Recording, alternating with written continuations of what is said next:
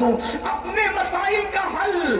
یاد رکھنا صرف تعویذات کے اندر نہیں ہے، تعویذات میں ڈوبنے والی میری سنی قوم سن لو، ہر مشکل کا علاج تعویذ نہیں ہے۔ تعویذات میں سحر اور جادو کا علاج تو ہو سکتا ہے، لیکن ہر مشکل کا علاج نہیں ہے، ہر مصیبت کا علاج نہیں ہے۔ تعویذات پر تکیہ کر کے بیٹھنے والی میری قوم، تیرے لیے تو اللہ کے رسول نے نسخہ کیمیا عطا کیا ہے۔ سن لو موت کی تکلیف کیا ہے۔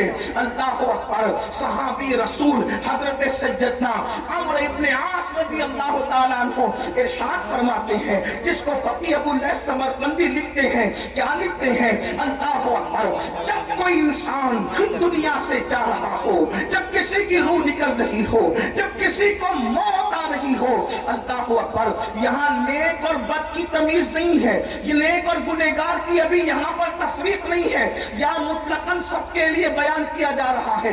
جب کوئی دنیا سے جاتا ہے، چاہے نیک ہو یا گنہگار، اس کے سینے پر ایسا بوجھ لگتا ہے، ایسا لگتا ہے کہ جیسے زمین اور آسمان کو اس کے سینے پہ رکھ دیا گیا ہو۔ اگر کسی کے سینے پر زمین اور آسمان رکھ دیا جائے تو اس وقت اس کو کتنی تکلیف ہوگی، اس وقت اس مرنے والے کو تکلیف ہوتی ہے۔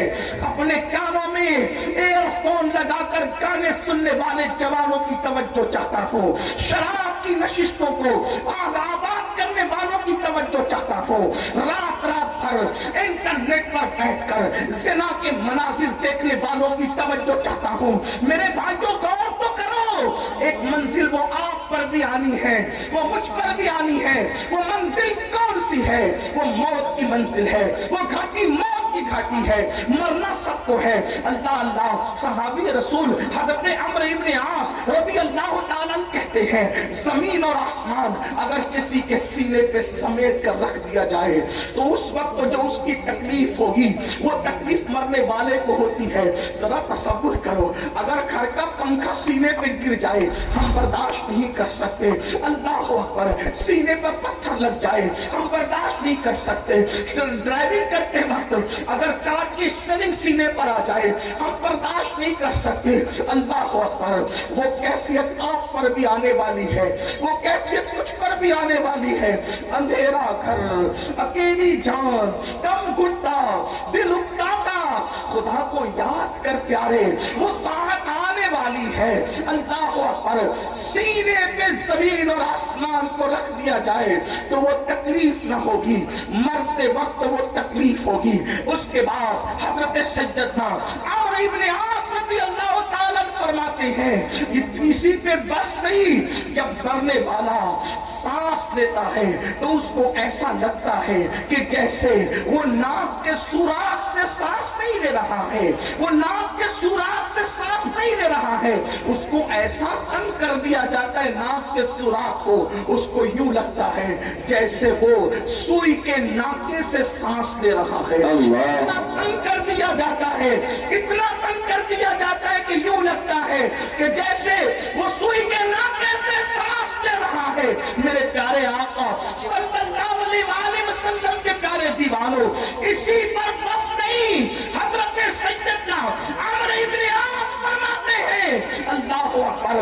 اگر کسی کے پیٹ میں ببل کا درخت اگا دیا جائے اور پھر اس کی ڈنٹل اس کے نیچے کے مقام سے کوئی کھینچے اس طرح سے کہ اس کی رگ رگ میں ببل کا کانٹا چبھا ہوا ہو اور کھینچنے والا زور سے کھینچے، تو اس وقت اس کے پیٹ کی کیفیت کیا ہوگی، اس وقت اس کی رگوں کی کیفیت کیا ہوگی، اس وقت اس کی شریانوں کی کیفیت کیا ہوگی۔ عمرو ابن عاص کہتے ہیں جب روح نکلتی ہے تو ایسا لگتا ہے کہ جیسے ببل کا کانٹا کا درخت پیٹ میں اگا کر کوئی نیچے سے کھینچ رہا ہے، یہ کیفیت ہوتی ہے مرنے والے کی۔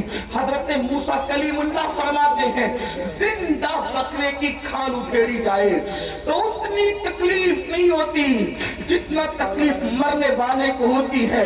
اللہ کے سچے نبی غیب فرماتے ہیں، ایک انسان کو 313 تلواروں سے ایک ساتھ حملہ کر کے مارا جائے تو 313 تلواروں کی ضرب اتنا تکلیف نہیں پہنچاتی جتنی تکلیف انسان کو موت کے وقت ہوتی ہے۔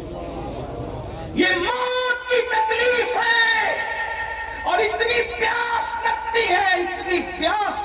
ہے کہ اگر 7 سمندروں کا پانی منہ میں نچوڑ دیا جائے تو وہ پیاس کو کوئی بجھا نہ سکے، اور رشتہ دار چمچے سے پانی اڈیل رہے ہوتے ہیں۔ اب اس تکلیف، ایسی تکلیف کبھی دنیا میں سنی؟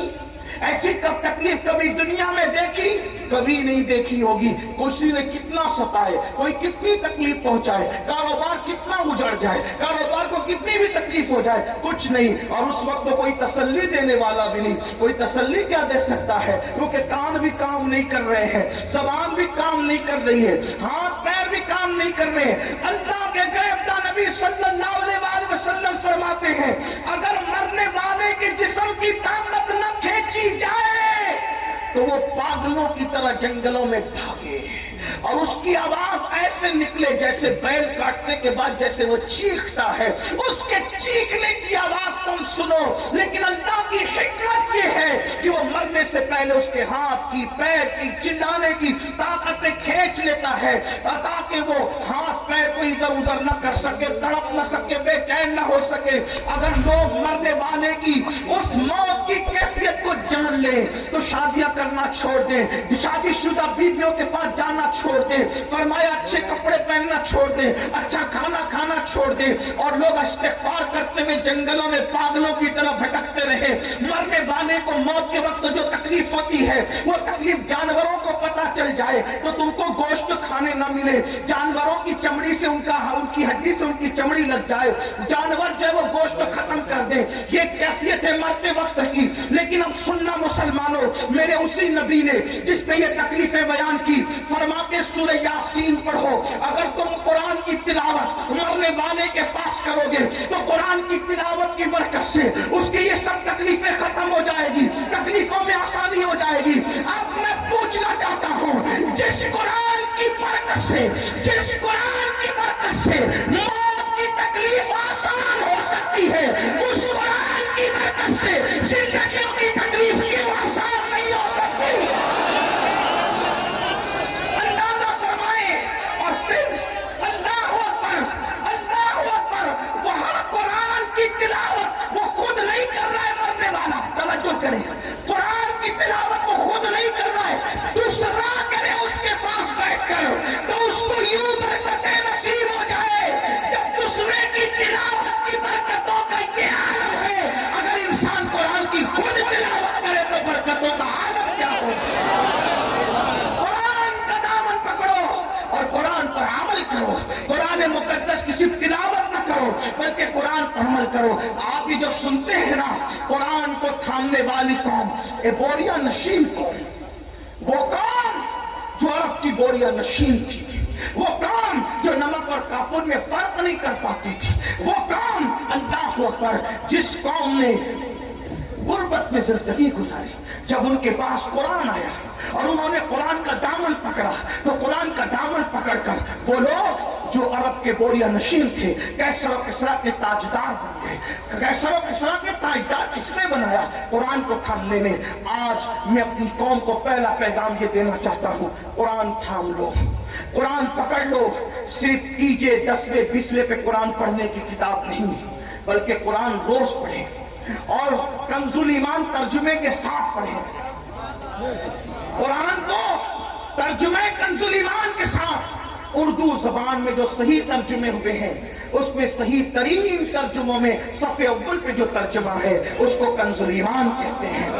کنز الایمان کو اپنی زندگی میں شامل کرو، کم سے کم ایک صفحہ پڑھو، اور صرف اس لیے نہیں، تلاوت کی نیت سے یہ بات یاد رکھنا، صرف اس کو پڑھ کر سمجھو اور سمجھ کر کے ساتھ میں صد الافاضل، فخر الاماثل، علامہ سید نعیم الدین مراد آبادی کی جو مختصر تفسیر ہے خزائن العرفان شریف، آپ کے مراد آباد کے وہ عظیم ہستی بلکہ آرام بھی فرما رہے ہیں، اللہ اکبر، وہ تفسیر بھی پڑھو، بہت شارٹ میں بہت خوبصورت اور جامع تفسیر ہے، اور پھر اس کو اپنی زندگی میں داخل کرنے کی کوشش کرو۔ آپ سے پوچھتا ہوں، جو قرآن کی آیت لکھ کے سینے پہ لٹکا لے، جب اس کے مسائل